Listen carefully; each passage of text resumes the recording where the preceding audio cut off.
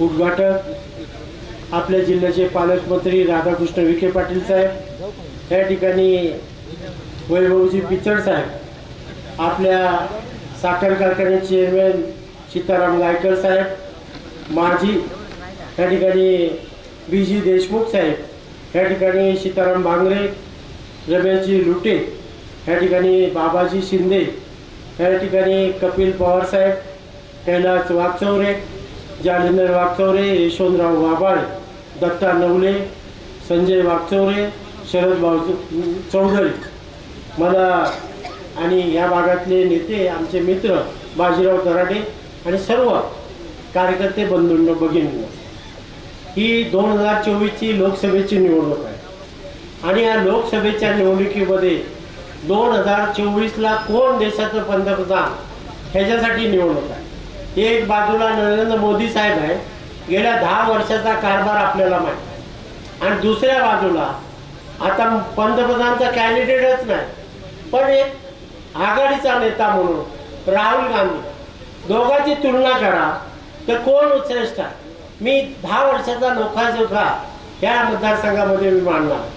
ह्या मतदारसंघामध्ये 2014ला परिवर्तन म्हणून या ठिकाणी मला 2014 2019 दोन्ही निवडणुकीमध्ये आपण युतीचा उमेदवार म्हणून या ठिकाणी आपण मला संधी दिली आणि संधीच्या संदर्भात मी 2-3 गोष्टी सांगणार.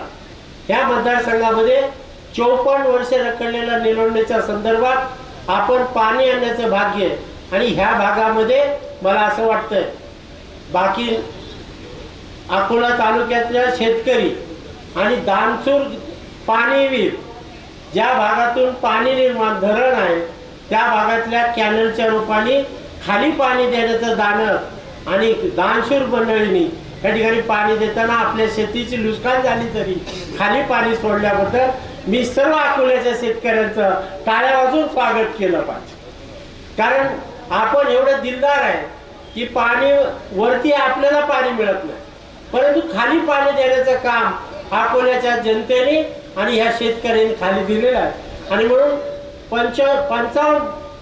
54 वर्षे रखडलेल्या कामाला मी खासदार झाल्यानंतर गती दिली आणि 45 वर्षानंतर रखडलेल्या कामाला गती देणारा खासदार म्हणून मी 2 गोष्टीचा उल्लेख करेन. ह्या मतदारसंघामध्ये उच्चस्तरीय काय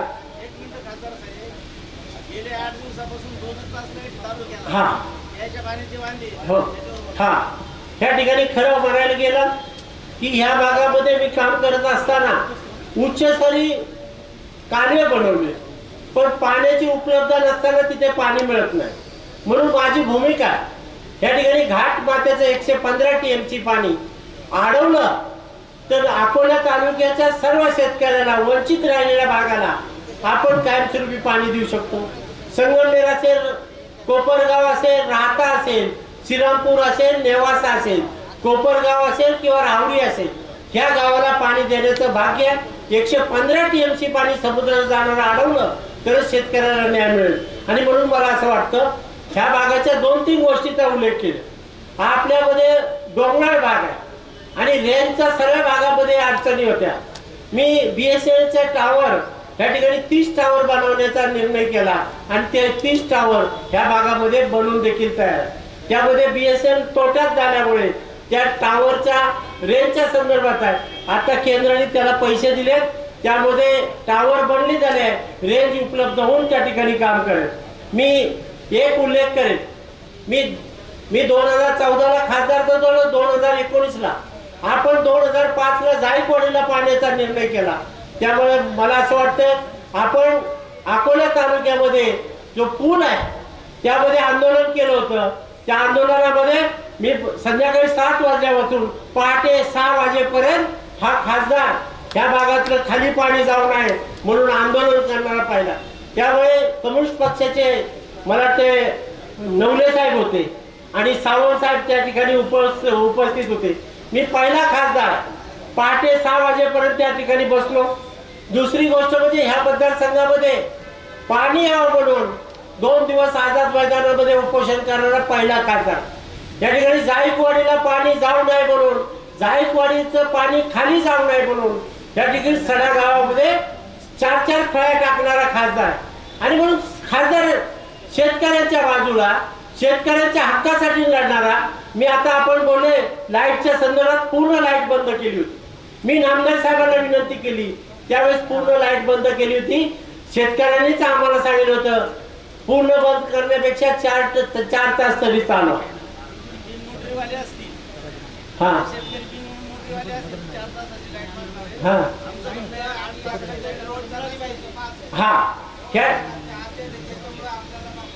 हा या ठिकाणी मी एकच सांगेन की या ठिकाणी नामदार साहेबांनी त्या दिवशी संबंधित अधिकाऱ्याला 4 तास लाईट चालू करा म्हणून. मी आपली विनंती पुन्हा नामदार साहेब या ठिकाणी सांगेल, आपल्या ज्या शेतकऱ्यांची अडचण आहे ते सोडवण्याचा प्रयत्न मी करेन. मी नामदार साहेबांना तशी विनंती करतो. मी एकच गोष्ट करतो, 2014ला आपण खासदार केलं आणि खासदार करत असताना सर्वांनी मतदान केलं. मी 2014ला खासदार झालो, त्या अगोदर भाऊसाहेब वाटचौरे या भागाचे खासदार होते. मी सक्रिय माणूस असेल तर मला तुम्ही 5 कोटी रुपये मला पैसे वापरायला दिले. माझ्या खिशात 5 कोटी आहे. आता 5 कोटी गावाने 2 लाख मागितले, 4 लाख मागितले, 10 लाख. मी पहिले माझ्या खिशातले तर गावाला 5 कोटी देऊ शकतो का नाही? आता त्यांनी 5 कोटी खिशातच ठेवले आणि जाताना मला 1,31,00,000 रुपये ह्या अखर्चित निधी खासदार म्हणून. आणि म्हणून मला असं वाटतं, जो सक्रिय काम करणारा खासदार असता तो निधी वापस गेला असता का? हा माझा काँग्रेसला पहिला प्रश्न आहे की आघाडीचा तो निधी खर्चित कसा राहिला तो सांगा. दुसरी गोष्ट, सभामंडप म्हणून काम चालणार नाही. या ठिकाणी मी उल्लेख करेन, मी खासदार झाल्यानंतर योग बनवलं, या ठिकाणी हायमॅक्स लावले. सोलर लाईटच्या संदर्भात 10 कोटीचे सोलर लाईट प्रत्येक गावामध्ये लाईटचा बिल ग्रामपंचायतला येऊ नये म्हणून निर्माण केले. सोलर कोल्ड स्टोरेज शेतकऱ्याला आणि शेतकरी महिला बचत गट असेल, शहरातल्या बचत जे गिराईक असेल त्याला न्याय देण्याची भूमिका 22 कोल्ड स्टोरेज ह्या शिर्डी लोकसभा मतदारसंघामध्ये 8 नगरपालिकेमध्ये बसवण्याचं काम केलं. आणि म्हणून मला असं वाटतं की आपण सर्व जागृत आहे. मी राजकीय जीवनामध्ये काम करत असताना 2 गोष्टी मला जाणवल्या की मी खासदार म्हणून 95ला काम करत असताना मी ज्या भागाचा खासदार होतो, आमदार होतो, मी 100 रुपये वर्गणी करून 500 रुपये गाडीचं भाडं आणि 500 रुपये जो कार्यकर्ता येतो त्याला खायला प्यायला खर्च. मी बोललो गावातून एक जरी माणूस आला तरी मी काम करून देण्याची भूमिका आहे. मी ती पद्धत बंद केली आणि गावातला एक जरी माणूस आला त्याला काम करून देण्याची भूमिका झाली. मी 95ला 25,000 मतांनी आलो होतो, 99ला मी 42,000 मतांनी आलो. 99ला 2004ला सोनिया गांधीची सभा झाल्यानंतर देखील मी आमदार झालो.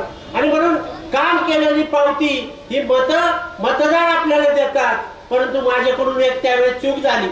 मी काँग्रेसवाले बोलायचे की 10 लोक आले त्यांचे पैसे जातील, पण ते चर्चा करतात कशाला आमदाराला भेटायला गेलं, सभा मंडपाला गेलं. काम झालं का? झालं. मंजूर झाल्यानंतर नारळ फोडायला पाहिजे होता आणि काम झाल्यानंतर उद्घाटन करा. आम्ही कधी 95ला उद्घाटन केलं नाही. या ठिकाणी मी पहिला खासदार, जिल्हा परिषदच्या शाळेला कम्प्युटर देणारा खासदार आहे, त्या ठिकाणी सभा मंडप देणारा खासदार आहे, हायबॅग देणारा खासदार आहे. परंतु आम्ही त्यावेळेस वाजवलं.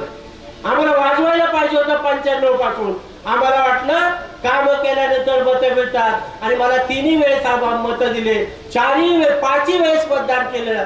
पण 2024ला मला वाटलं की मी 95ला काँग्रेसच्या वाल्याचं सांगितलं असतं की वाजवायला पाहिजे होता ढोल, काय म्हणतात त्याला,